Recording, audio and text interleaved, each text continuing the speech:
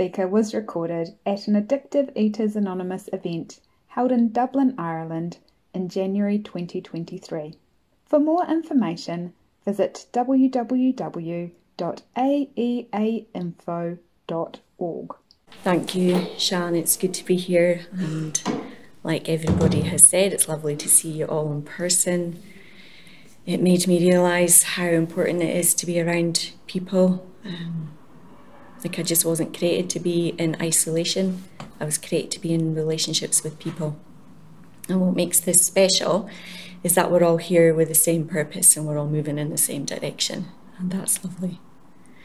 And before I came into recovery, I used to pride myself on being somebody who was self-sufficient. I was fiercely independent and saw myself as being a survivor because both my parents died by the time I was 22. So I was an orphan. It was just me against the world. That was what I thought. So I was very good at taking care of myself. I did my own little DIY jobs, took care of my own finances, was very good at going for shopping and carrying heavy bags. And it was really important that I was strong and that I didn't ask anybody for help. And I saw that as a sign of weakness, asking for help.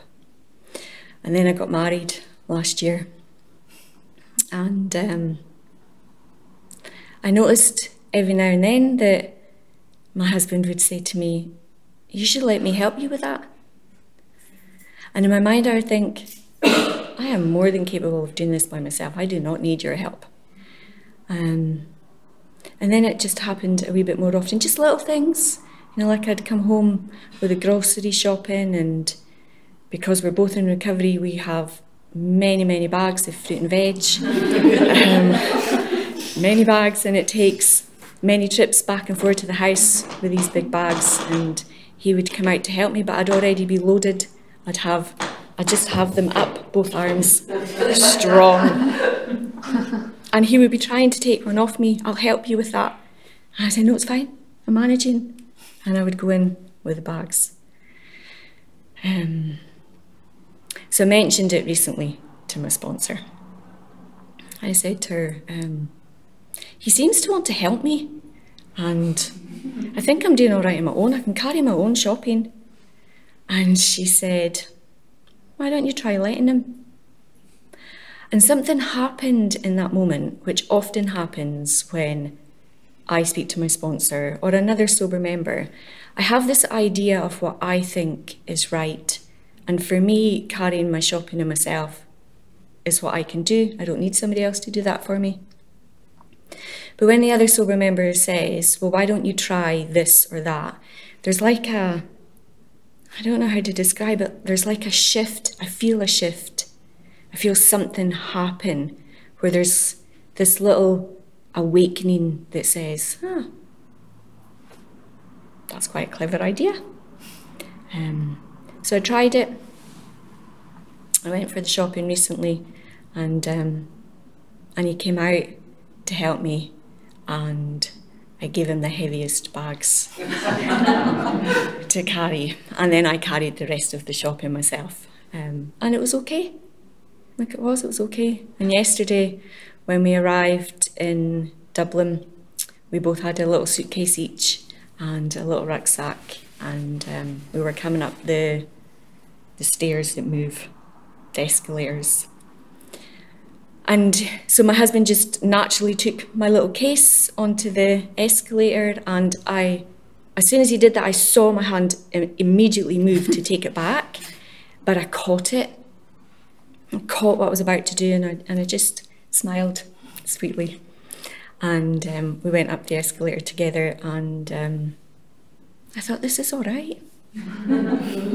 This is okay. Like, this is okay to let him do this. And the thought crossed my mind, I wonder how willing he'll be to do this if I'm like over keen to just give him everything for me to do. And we got to the top of the escalator, and I took my little case back, and then we carried on. And I'm really grateful for that, for those little changes, because when I want to do everything on my own, I isolate myself, I separate myself from people. I'm not able to be in healthy, loving relationships. I still believe the lie that it's a weakness to ask for help, that it makes me vulnerable, that it's not okay to let somebody love me. And of course that's all nonsense. And I've learned in here that I'm worthy to be loved. And the way that my husband wants to love me is to carry the shopping in, or to carry a case up an escalator, and it's okay to let him do that. And I can't come to these conclusions on my own. I need a sponsor, and I need sober members that are just going to share the truth with me and help me see things from another perspective, because I'm emotionally involved in the situation, and my mind's all influenced by all kinds of old ideas and ways of learning and things I've heard in the past, and I need somebody who's outside of all of that to just shift my perspective. And so, getting married is the biggest thing that's happened to me since coming into recovery. And we moved into our first home together towards the end of last year. And it really surprised me how angry I was, because I was so used to living on my own.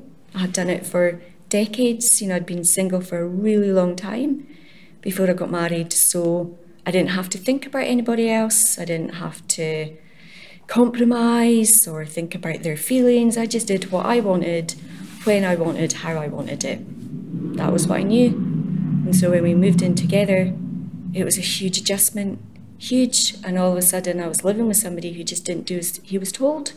And that was the problem. He's not doing as he's told. He's not doing what I want him to do. And I've had to come to realise that I am completely powerless over somebody else's thoughts, behaviours, actions. No matter how much I might try and mould them into the idea of what I think they should be doing, I'm powerless over it. And the only person that hurt, well, I was going to say the only person that hurts is me, but that's not true. And so I found I was angry when we moved in together, because he just did things that I wasn't okay with. And when I say I was angry, I was enraged, like rage in the pit of my stomach, that really caught me by surprise, because I hadn't felt rage like that since I'd been in addiction. And so the mind said, oh, I can't be sober. I'm clearly not spiritually well. And that rage was there for a while, and thank God, honestly, thank God for sponsorship and sober members, where I could just phone them and say, look, this is where I'm at. This is where my thinking is at. I'm angry. There's one lady in particular, one sober member that I like to speak to, because she shares about what it was like for her. And I take comfort, because my mind thinks, well, I'm not as bad as what you were. But she always says it gets better.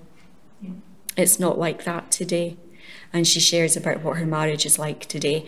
And I know that when I'm listening to her, that will be the truth for me, if I just hang on in there and I stay close to God and I keep doing what I'm doing. And so I'm not enraged now. We're coming up for our first anniversary, and I still get frustrated and I still get annoyed, but I'm not enraged. I don't have this anger that just feels like it's going to consume me. And that's incredible. That's the power of God. That's the power of the 12 steps. And I just know that I can't do any of this by myself. Somebody said earlier that they just know they're going to need this way of life for the rest of their life, and they're okay with that. And I know that is true for me. As long as I stay close to God and I keep being honest, then I believe that I'm going to keep moving in the right direction. And what I love about sponsorship is sometimes, I feel like it's a prayer. So when I speak to my sponsor, I'm just honest, as honest as I can be anyway. And I'm naming things that I see in myself. And I know that in that conversation with my sponsor, God is listening. I know he hears everything. And it feels like a prayer to God, because without me even having to say to him, I need you to change this about me, or I need you to do this, the changes just start to happen. You know, it's remarkable. It really is. So thank God for this way of life, and thank you for asking me to share. It's an absolute privilege to be able to talk about how incredible AEA is and how it has absolutely saved my life and given me a really good life today. And as a result, we're still married. So that's a good thing. So thank you. I'll leave it there.